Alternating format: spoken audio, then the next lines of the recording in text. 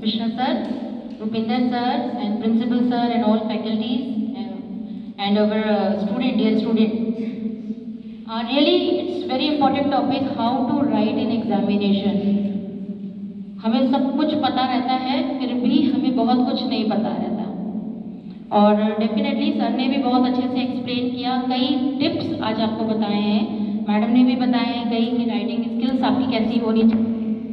Even तो अभी madam ने स्ट्रेस के बारे में बताया कि हमको इससे कोप अप कैसे करना है। स्ट्रेस मॉर्निंग से रहता है, सुबह से। टूथपेस्ट का ढक्कन गायब हो गया, अब लगाना है, कॉलेज भी जाना है, बस छूट गई, स्ट्रेस वहाँ से डेवलप होता है। और हमारा जो है कौन सा हार्मोन रिलीज करता है स्ट्रेस हमारे बॉडी में, किसी को पता है? कॉर्टिसोल। ये एक टाइप का स्टेरॉइड्स होता है, जिससे स्ट्रेस जिसको ज़्यादा होगा तो वेट गेन होता है ना। तो स्ट्रेस, जैसा कि मैडम ने बताया कि स्ट्रेस पॉजिटिव एंड नेगेटिव दोनों होते हैं। एग्जाम का स्ट्रेस होना चाहिए, ठीक है, एम्बिशियस होना चाहिए कि मुझे लाइफ में ये करना, ये stress, that is all positive stress. ये आपको पुशअप करता है, पुशअप करके आपको उस लेवल तक लेके जाता है जहाँ आपका ड्रीम है, जहाँ अपना ड्रीम आप मैच करते हो, जो आप सोचते हो। अगर लाइफ में स्ट्रेस ही नहीं रहेगा, आप कुछ नहीं करोगे, ठीक है। So this all about this, but मैं आपको थोड़ा कुछ टेक्निकल चीज़ें बताऊंगी। लाइक हमारे नर्सिंग में nursing and paramedical both, paramedical भी है यहाँ पर ना? कितने स्टूडेंट्स हैं पैरामेडिकल के? Very few. हम लोग नर्सिंग प्रोसेस भी पढ़ते हैं, ठीक है, क्वेश्चंस भी आता है और ऑब्जेक्टिव क्वेश्चंस भी आता है, करेक्ट? ऑब्जेक्टिव क्वेश्चंस आते हैं जीएनएम में? Yes ma'am. हम ऑब्जेक्टिव क्वेश्चंस को पूरा रीड करते हैं। जीएनएम स्टूडेंट से मैं पूछना चाहूंगी, ऑब्जेक्टिव क्वेश्चंस आते हैं? आते हैं। कितने मार्क्स के आते हैं? 75 मार्क्स होते हैं, उसमें कितने मार्क्स आते हैं? कोई फैकल्टी मुझे बता देंगे, क्योंकि यहाँ का एग्जामिनेशन पैटर्न मुझे पता नहीं, कितने मार्क्स के आते हैं? अराउंड 35। हाँ, ये हर जगह का आई थिंक है, प्रीवियस अलग स्टेट में भी यही है। 38 मार्क्स का आता है आपका ऑब्जेक्टिव क्वेश्चन, जिसके अंदर आपका match the following, okay, and आपका फिल इन द ब्लैंक्स, ये सब है। अब हम उसको 1 मिनट में कितना क्वेश्चन अटैम्प्ट करते हैं, या हाफ सेकेंड में कितना करते हैं, ये कोई बता सकता है? अपना एक्सपीरियंस शेयर करो। कोई अभी एग्जाम दिया ना आप लोगों ने? अभी किसका एग्जाम हुआ है? अभी रिसेंटली या लास्ट ईयर किसी का हुआ है? किसी का एग्जाम नहीं हुआ?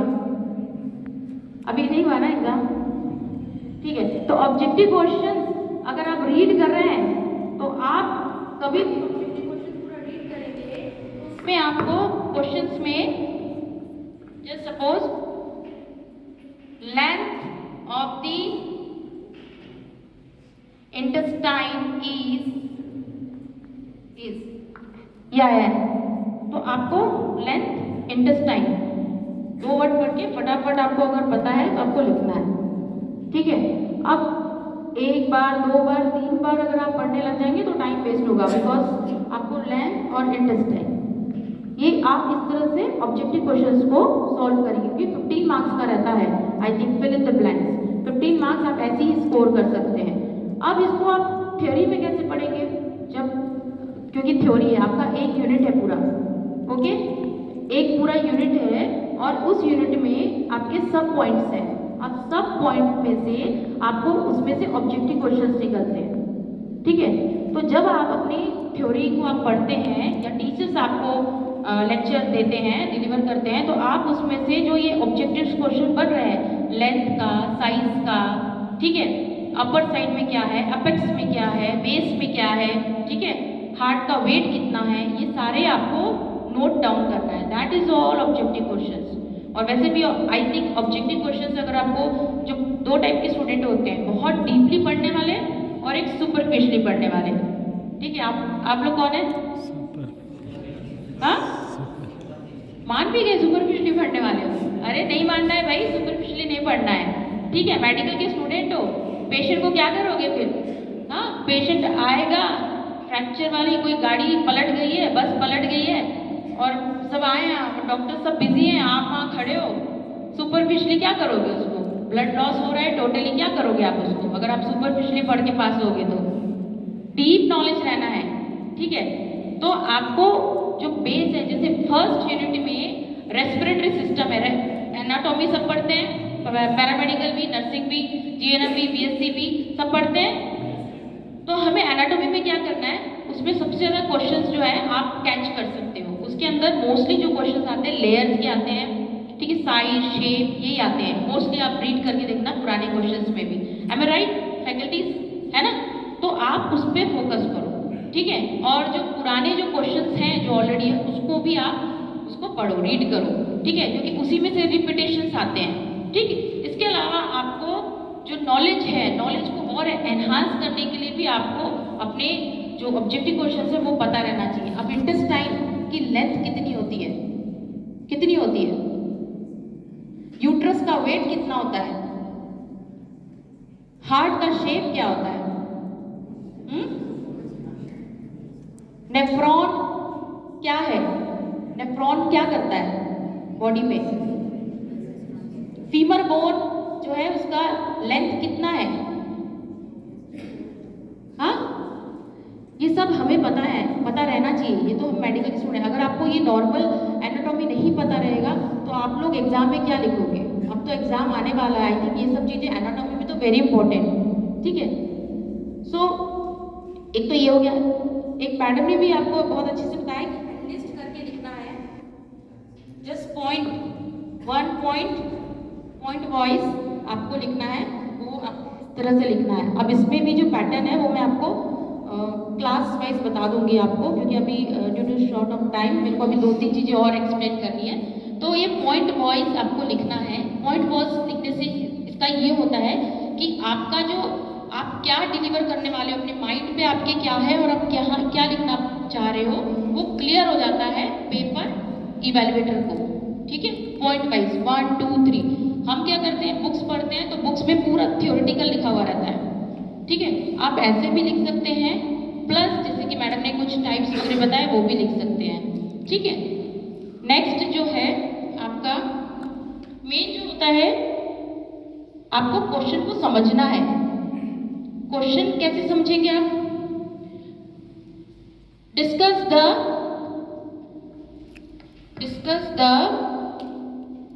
Function of at least the function of heart लिखते हैं, हार्ट का करते हैं, ठीक है। हार्ट को वेरी कॉमन और सबको पता है। At least the function of heart 3 marks का। तो अब क्या करना है इसमें, कोई बताएगा कितना लिखना है? एटलीस्ट का मतलब क्या? एटलीस्ट का बताओ। एटलीस्ट का मतलब क्या होता है? लिस्टेड करना। फंक्शन होंगे हार्ट के, कितने फंक्शन होंगे? ज्यादा 5, ठीक है, 5। अब एटलीस्ट बोल रहा है तो सिर्फ 5 ही फंक्शन लिखना है, ठीक है। एटलीस्ट का मतलब ये होता है। अब describe the details of neurons. अब डिस्क्राइब बोल रहा है 5 मार्क्स का है, तो फिर डिस्क्राइब मतलब पूरा लिखना पड़ेगा, डिटेल्स में जाना है, ठीक है। डिस्क्राइब वर्ड, तो क्वेश्चन का जो पहला वर्ड है ना उसको देखना है। फिर enumerate the level of unconsciousness symptoms, enumerate या enumerate the articles of bed making. अब एनुमरेट का मतलब क्या होता है? क्या होता है इसका मतलब? ये भी लिस्टेड। आर्टिकल्स को हम लोग डिस्क्राइब कर सकते हैं क्या? कोई प्रोसीजर फंडामेंटल ऑफ नर्सिंग में प्रोसीजर्स कभी नहीं आती है, एक चीज याद रखना, ठीक है। करेक्ट ना फैकल्टीज? अगर मैं कहीं करेक्ट नहीं हूं तो मुझे करेक्ट कर सकते हो, ठीक है। I am very good learner, ठीक है। सो अगर फंडामेंटल आप पढ़ रहे हैं तो फंडामेंटल में कभी भी जो प्रैक्टिकल वाला पोर्शन है वो थ्योरी में कभी नहीं आता क्वेश्चन। बेड मेकिंग आएगा, पर्पस आएगा, डिफाइन आएगा, बट आईएम इंजेक्शन वो प्रोसीजर लिखने नहीं आएगा। Right the detail about the IM injection procedure, कभी नहीं आएगा। उसकी नर्सिंग रेस्पॉन्सिबिलिटी आएगी, ठीक है, टाइप्स आ सकता है, ठीक है, और क्या आ सकता है, कॉन्ट्राइंडिकेशन, इंडिकेशन। तो जो हम लोग कभी कभी क्या करते हैं, कुछ स्टूडेंट जो है वो अगर फंडामेंटल पढ़ते हैं तो फंडामेंटल में क्या करते हैं, वो थ्योरेटिकल पोर्शन में पूरा प्रोसीजर्स को ज़्यादा पढ़ते हैं, तो वो टाइम वेस्ट हो जाता है, क्योंकि प्रोसीजर्स फंडामेंटल में बहुत है, ठीक है। तो प्रोसीजर्स बहुत है तो उसको हमें नहीं पढ़ना है। कम्युनिकेशंस पढ़ना है, पूरा लॉन्ग क्वेश्चन में आता है, ठीक है। एनीमा, आपका इंजेक्शन, ये सब नहीं आएगा, ठीक है। ये आपका थ्योरेटिकल पार्ट नहीं है, ये आपका प्रैक्टिकल पार्ट है। तो प्रैक्टिकल के क्वेश्चंस आपके थ्योरेटिकल में नहीं पूछते, ठीक है। नर्सिंग प्रोसेस लॉन्ग क्वेश्चन में आता है 15 मार्क्स का, ठीक है। Define the nursing process, define 2 marks का रहेगा, तो सिर्फ डेफिनेशन लिखना है, और डेफिनेशन के नीचे इस डेफिनेशन को किसने दिया है वो लिखना है, ठीक है। कोई ना कोई देता है ना डेफिनेशन, तो उससे एक अच्छा इंप्रेशन पड़ता है कि आपको पता है कि इस डेफिनेशन को किसने दिया है, ठीक है। दूसरा, right the types of nursing process, sorry steps of nursing process. तो जैसे कि मैडम ने बताया आपको टाइप्स बनाना है, वैसे आप राउंड करके बनाइए, ठीक है, टाइप्स। फिर write down the unconscious patient nursing process, ठीक है। अब अनकॉन्शियस पेशेंट का नर्सिंग प्रोसेस बनाना है, तो कितना बनाएंगे हम नर्सिंग प्रोसेस, 15 मार्क्स का ये क्वेश्चन आता है। और फर्स्ट ईयर में medical surgical, BSc nursing second year, GNM nursing second year, medical surgical का सब्जेक्ट में आता है नर्सिंग प्रोसेस, और बहुत स्कोरिंग होता है। अगर आप नर्सिंग प्रोसेस जो है वो प्रॉपर बनाओगे तो फिर आप जो है मार्क्स गेन कर पाओगे। तो नर्सिंग प्रोसेस जो है उसको आपको स्पेसिफाई करना है। नंदा डायग्नोसिस पता है सबको? नंदा डायग्नोसिस पता है किसी को? नंदा डायग्नोसिस तो आपका टोटल गाइडेंस है, मतलब गाइड है वो आपका। नंदा डायग्नोसिस में फैकल्टी को बोलूँगी कि आपको शेयर करें, ठीक है। अब इस अगर आप नर्सिंग प्रोसेस बना लेते हैं, 3 मार्क्स का आपको ऐसे ही आंसर आप तुरंत गेन। एक सिस्टम हम लेते हैं, रेस्पिरेटरी सिस्टम, रेस्पिरेटरी सिस्टम लेते हैं, ठीक है। रेस्पिरेटरी सिस्टम वाला पेशेंट है, 35 इयर्स ओल्ड, एस्थमा कंडीशन है उसकी, ठीक है। हॉस्पिटल में एडमिटेड है 5 डेज से, 5 डेज से, ठीक है। अब आपकी पोस्टिंग है वहां पर, ठीक है। ये आपका थ्योरेटिकल भी है, मतलब आपका राइटिंग स्किल्स भी है, ये एग्जाम में आता है, ठीक है। प्लस आपको नर्सिंग प्रोसेस क्लिनिकल में भी आपको बनाना होता है। ये जो है स्कोरिंग होता है बहुत, इसलिए आपको इसको क्लियर करना है। मैं ज़्यादा डीप में नहीं बताऊंगी, बट जो बेसिक बेसिक चीज़ें हैं वो बताऊंगी। 5 डेज में है एडमिट है। अब आपकी वहाँ पोस्टिंग है, अब अस्थमा का कंडीशन आया है पेपर में, एग्जाम में, ठीक है, कि like what is define asthma and list the sign and symptom of asthma, make it nursing process of asthma patient, ठीक है। डेफिनेशन लिख दिया आपने अस्थमा का, साइन एंड सिम्टम लिख दिया, ठीक है। डेफिनेशन 2 मार्क्स की, साइन एंड सिम्टम 3 मार्क्स का, 5 मार्क्स हो गया। 7 मार्क्स का आपका नर्सिंग प्रोसेस है, ठीक। तो 7 मार्क्स का है या आपका 8 मार्क्स का है। नर्सिंग प्रोसेस हमेशा 8 या 7 या 10 या 12 मार्क्स का होता है, तो ये बहुत स्कोरिंग होता है। अब इसको आपको बनाना है तो आप पहले क्या बनाओगे, असेसमेंट बोलते जाओ जब बनाते हो तो, असेसमेंट, करेक्ट। असेसमेंट के बाद क्या बनाते हो, नर्सिंग डायग्नोसिस, फिर goal, goal, then planning, then implementation, then evaluation या नेशनल। असेसमेंट में subjective data and objective data. Subjective data मतलब सब्जेक्ट ने आपको कंप्लेन किया है कि मुझे चेस्ट पेन हो रहा है, मैं एडमिट तो हूँ, मेरी मेडिसिन चल रही है, लेकिन मेरे को पेन हो रहा है और मुझे थोड़ा चक्कर आ रहा है, तो वो ओन लैंग्वेज में आपको लिखना है, उसकी ओन लैंग्वेज में। ओन लैंग्वेज में कैसे patient told me about the disease, ठीक है, and chest pain. Then objective data में I observe. Nurse can observe. अब आप उसको कैसे ऑब्जर्व करोगे? देख के. हाँ, उसके अपीयरेंस से, वो ऐसे करके कर रहा है। कभी भी हमको पेन होता है, हमारे 9 रीजन होते हैं, एब्डोमेन के 9 रीजन होते हैं। पेशेंट आता है आपके पास, बोलता है मेरे को यहाँ पेन हो रहा है, तो यहाँ कौन सा ऑर्गन है और ये कौन सा रीजन है? यहाँ पेन हो रहा है, दैट इज Chest. अरे यहाँ क्या, कौन सा रीजन है, कौन सा है? इपीगैस्ट्रिक रीजन। तो यहाँ कौन सा आपका ऑर्गन है? तो ये डिपेंड करता है, हमारा बॉडी का हर पार्ट जो है वो डिस्क्राइब है, ठीक है। और इसी से हम लोगों को डायग्नोसिस हमको आइडेंटिफाई करना होता है। अब हमें पता ही नहीं 9 रीजन है, या आपको ये नहीं पता है कि आपका लेयर्स कौन कौन सी है।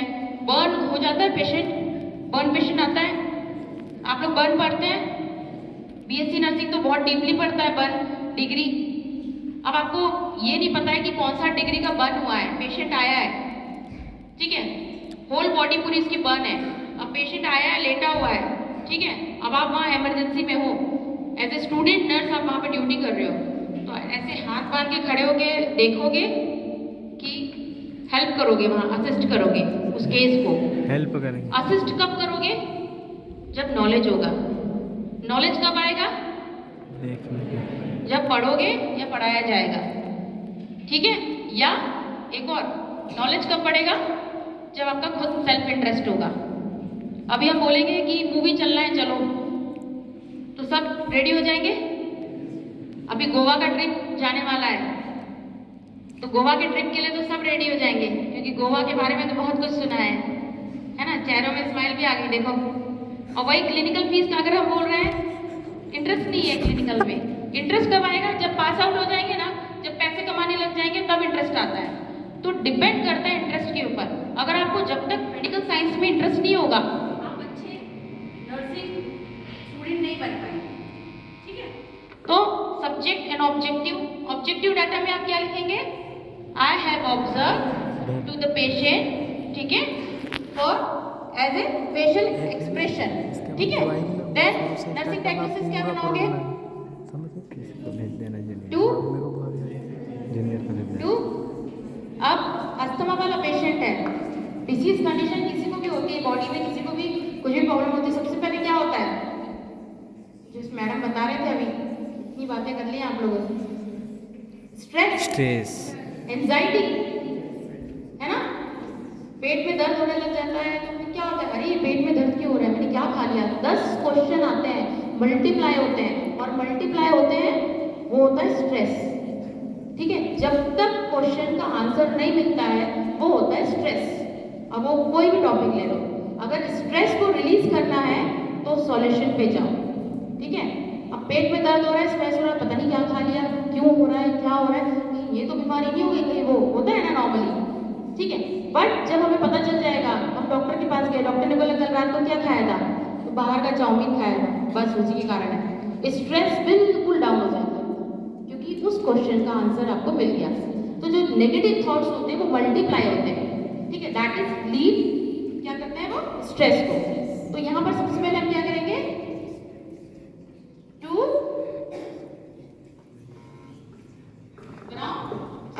थर्ड ईयर के स्टूडेंट भी हैं, anxiety related to disease condition लिख दो, या अब गोल क्या होगा? कब तक? टू रिड्यूस, ठीक है, टू रिड्यूस। अब रिड्यूस कैसे करेंगे? विदाउट मेडिकेशन हम कैसे उसका एंजाइटी रिड्यूस करेंगे? साइकोलॉजी, प्लानिंग एंड इम्प्लीमेंटेशन एक ही होता है। हम प्लानिंग करते हैं, जब आप राइटिंग लिखोगे, आप एग्जाम में लिखोगे, तो ये यहाँ पर आप प्लानिंग और इम्प्लीमेंटेशन, इसके ऊपर आप इंटरवेंशन लिखना।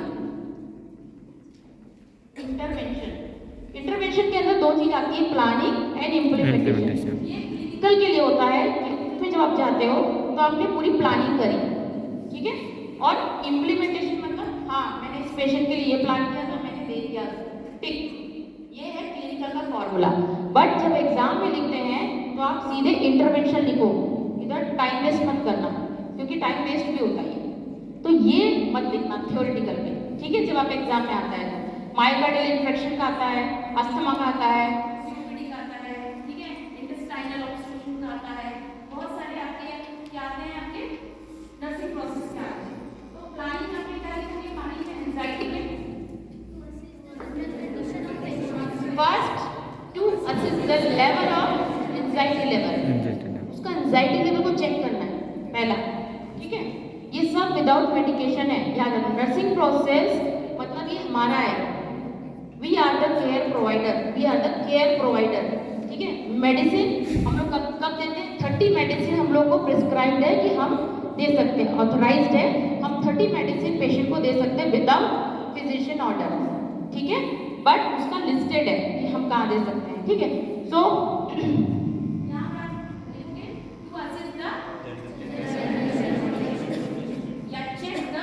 White anxiety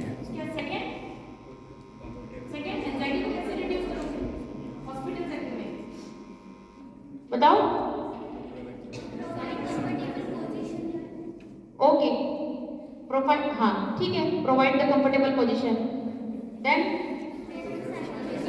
psychology support, psychological support. कैसे साइकोलॉजिकल सपोर्ट, हम लिख तो देते हैं लेकिन कैसे साइकोलॉजिकल सपोर्ट, जैसे उनको बताएंगे कि कहीं नहीं। पेशेंट बोलेगा मैं यहाँ पर, मेरी इतनी तबीयत खराब है, तुझे क्या क्या बात कर रही हो, फिर ये बहुत सेंसिटिव है साइकोलॉजिकल सपोर्ट। हम सारे स्टूडेंट्स हम क्या लिख देते हैं, psychological support to give the psychological support to the patient, ये सब लिख देते हैं।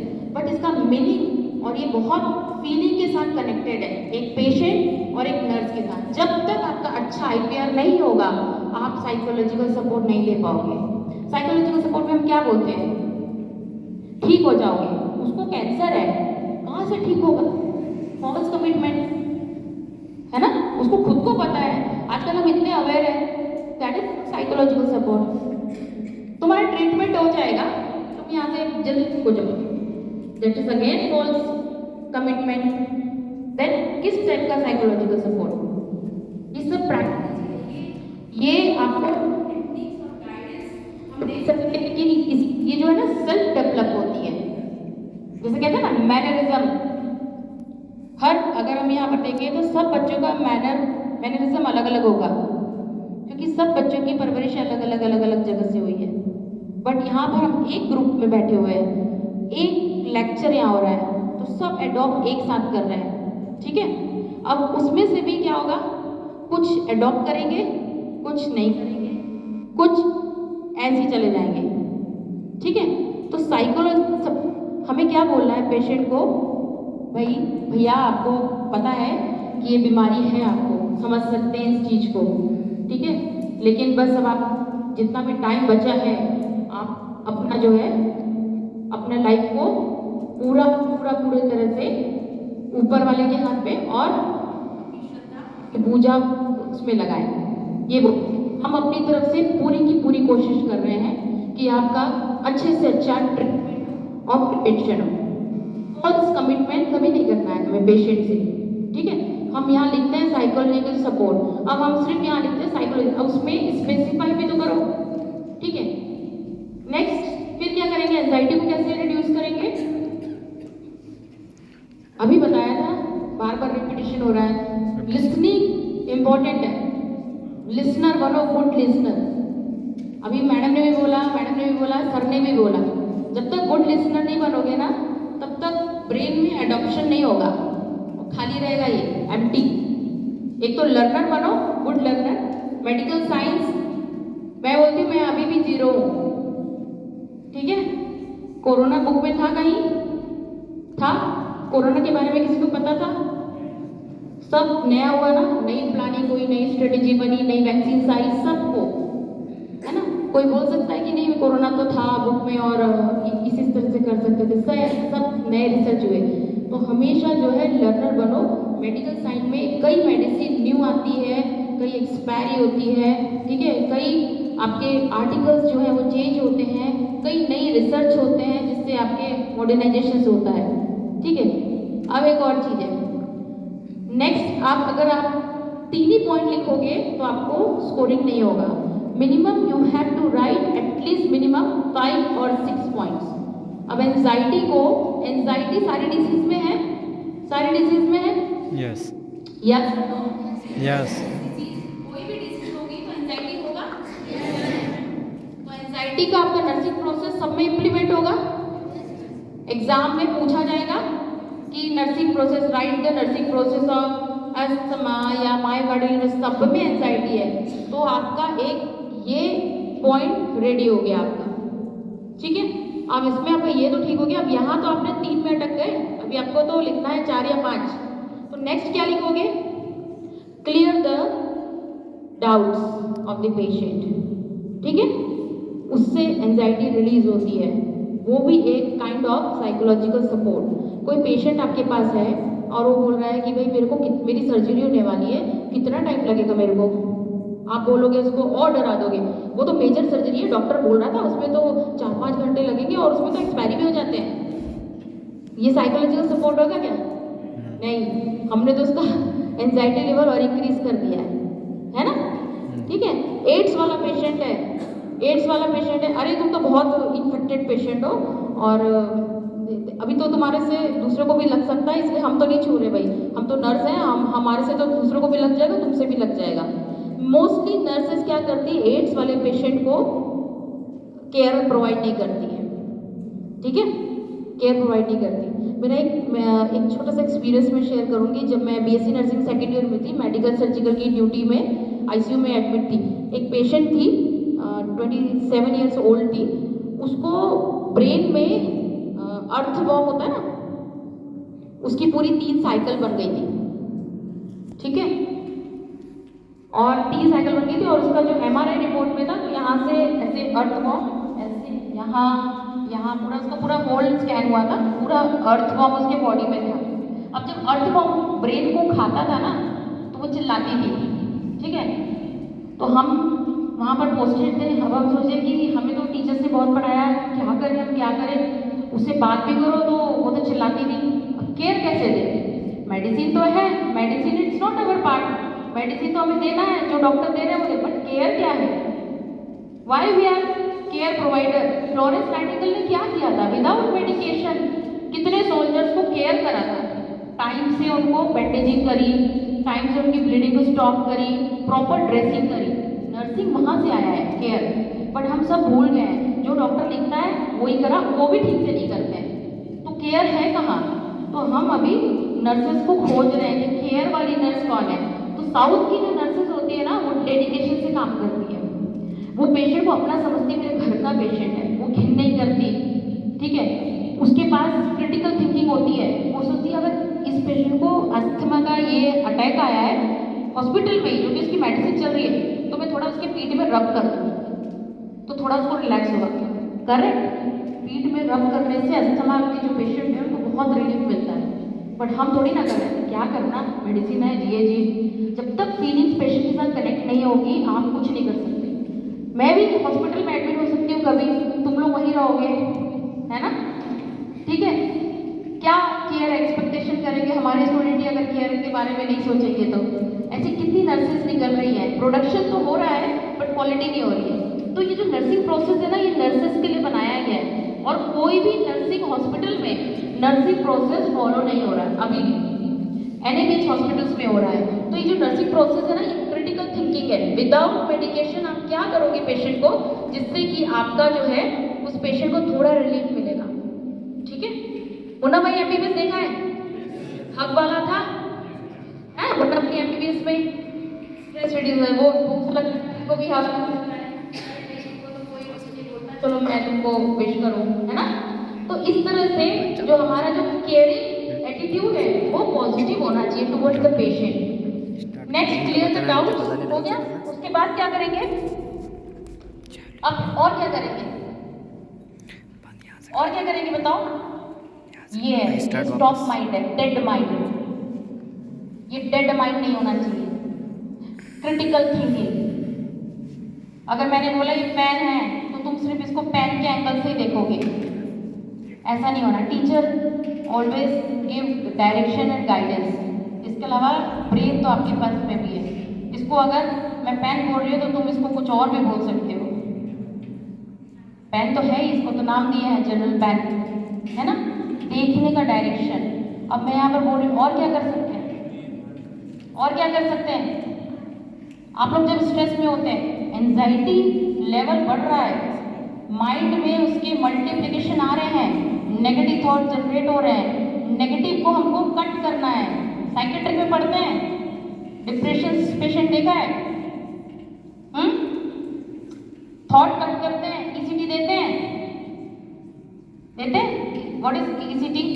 सही बोला ना मैंने, ईसीटी। हाँ, ईसीटी जो इलेक्ट्रिकल इम्पल्सेस ब्रेन में जाता है, बॉडी में हम देते हैं, उसे जो नेगेटिव थॉट्स है वो कट कर देते हैं, फिर वो आगे का सोचता नहीं है। तो वो सब चीज़ों को हमको उसका स्ट्रेस को कम करना है। तो हम उसका क्लियर तो कर दिए डाउट्स, उसके बाद उसको हम बोलेंगे रिलैक्स। रिलैक्स के लिए हम क्या बोलेंगे, योगा कर लो, म्यूजिक थेरेपी अप्लाई कर लो। ठीक है, आजकल आपको पता है डिलीवरी न्यू कॉन्सेप्ट में है। डिलीवरी जिनकी भी होती है तो डिलीवरी रूम में म्यूजिकल जो है भजन वगैरह, कुछ गॉड्स के गाने वगैरह लगते हैं, वो रिलैक्स करता है माइंड को। समझ में आ रहा है? तो हम इसको to provide any musical therapy और क्या दे सकते हैं, और क्या दे सकते हैं, म्यूजिकल थेरेपी या to give the instruction to do yoga. ठीक है, या मेडिटेशन। 2 मिनट के लिए उठ जाओ भाई पेशेंट, है ना, माइंड डाइवर्ट कर लो, है ना। तो ये कर सकते हैं। नेक्स्ट, और क्या कर सकते हैं, और क्या कर सकते हैं इसके अलावा। आप फैकल्टीज, आप लोग भी तो बताओ, और क्या कर सकते हैं, आप लोगों को तो पता है। हाँ, वो इसमें आ गया। और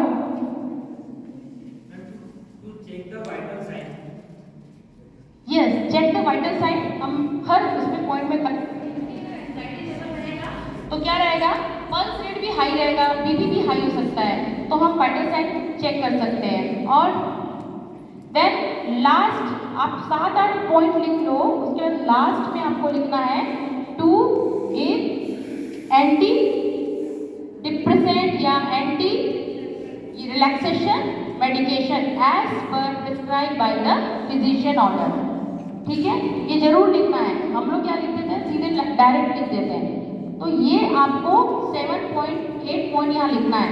मोस्टली स्टूडेंट क्या करता है, यहाँ 3 पॉइंट लिखता है बस और छोड़ देता है, जिसके कारण उसको मार्क्स नहीं मिलते हैं। फिर वो सोचेगा कि नहीं, मैं तो पूरा लिख के आया नर्सिंग प्रोसेस। नर्सिंग प्रोसेस 3 में नहीं होता बस। तो आपको इमेजिन कर करके उसको लिखना है। इस तरह से आपका एंजाइटी के ऊपर में नॉलेज डेफिसिट और आपका एक और कॉमन जो चीज़ है, नॉलेज डेफिसिट हमेशा रहेगा। डिसीज के बारे में किसी को नॉलेज नहीं होता, करेक्ट। हर पेशेंट हॉस्पिटल में एडमिट है, उसको नई नॉलेज है, तो नॉलेज डेफिसिट कर दोगे, डायग्नोसिस हो गया। नॉलेज गोल क्या होगा, increase the knowledge about the disease. उसके बाद फिर उसका इंटरवेंशन क्या होगा, नॉलेज को हम उसको कैसे इंक्रीज करेंगे, फटाफट बताओ, नॉलेज कैसे इंक्रीज करेंगे उसका। तुम लोग बहुत फटाफट इनकी classes low. Nursing process is very important और अच्छा स्कोरिंग है, 15-15 मार्क्स का आता है। अभी तो एक ही पॉइंट में मैं बात कर रही हूँ। अभी तो आपको बिल्कुल मतलब समझो ABCD शुरू से स्टार्ट करना पड़ेगा नर्सिंग प्रोसेस, क्योंकि ये तो मेन पॉइंट है हमारा। ठीक है, तो ये राइटिंग स्किल आपको ध्यान रखना है, जिसके कारण मुझे लगता है कि स्टूडेंट स्कोरिंग नहीं कर पाता है। ठीक है, नेक्स्ट आपको बता दिया डिस्क्राइब, डिस्कस, ये इस पे फोकस करना है, सिग्निफिकेंस इस पे फोकस करना है। कुछ चीज़ें मैडम ने आपको बता दी है। ठीक है, मैनोमेनिक कुछ होते हैं, ठीक है, मेडिकल्स मैनोमेनिक होते हैं, जिसको आप लोग फॉलो कर सकते हो अपने घर पे पढ़ने के टाइम, स्टडी टाइम पे। ठीक है, जस्ट लाइक अगर अस्थमा है या COPD है या रेस्पिरेटरी का कुछ है, ठीक है, अब अस्थमा का पेशेंट है, उसका डायग्नोसिस क्या क्या होगा, हम उसको कैसे कैसे इन्वेस्टिगेशन करते हैं, उसको अस्थमा होता है तो ये ट्रीटमेंट पार्ट पे जाते हैं। ट्रीटमेंट पार्ट में क्या करते हैं, breathing, deep breathing exercise, deep breathing exercise, ठीक है। वो किसके थ्रू देंगे हम लोग, डीप ब्रीथिंग एक्सरसाइज हम करते हैं। एक और मेथड होता है स्पायरोमीटर, स्पायरोमीटर से देते हैं, ठीक है। दूसरा, और फॉलोवर्स पोजीशन में हम पेशेंट को मोस्टली रखते हैं, बिल्कुल लाइन से लाई डाउन रहेगा तो उसको क्या होगा, ब्रीथिंग डिफिकल्टी होगी, लंग्स में इतना कैपेसिटी नहीं पहुंच पाता है, ऑक्सीजन लेवल नहीं पहुंच पाता है। अब अस्थमा में होता क्या है, जब अस्थमा का आपको प्रॉपर फिजियोलॉजी पता रहेगा तो आप ट्रीटमेंट पार्ट में चले जाओगे, आप उसमें ऑटोमेटिकली चले जाओगे। हम क्या करते हैं, हम सिर्फ अस्थमा को पकड़ते हैं बस, ठीक है। तो ये सारी चीज़ों को आपको फोकस करना है on your study, during your study, ठीक है। और भी बहुत सारे पॉइंट है but due to short of time मैं क्लोज करती हूँ। ऐसे तो ये कॉमन लेक्चर है और क्लासेस वगैरह में हम पढ़ेंगे इसको नेक्स्ट टाइम, ठीक है, नेक्स्ट क्लास में, ठीक है। बाकी कुछ भी डाउट रहता है तो आप अपने टीचर से पूछ सकते हैं, मेरे से पूछ सकते हैं। क्लासेस में थोड़ा एनर्जी रखो, पढ़ाने के लिए बहुत कुछ है बट ये राइट टाइम नहीं है कि आपको पूरा पूरा पढ़ा लें, ठीक है। बहुत सारे कॉन्सेप्ट ऐसे हैं जिसको आपको अभी पता नहीं है, उसको अगर आप टेक्निक्स को फॉलो करोगे तो आपका टाइम कम लगेगा और आप राइटिंग स्पीड पे ज़्यादा जाओगे। Okay, thank you.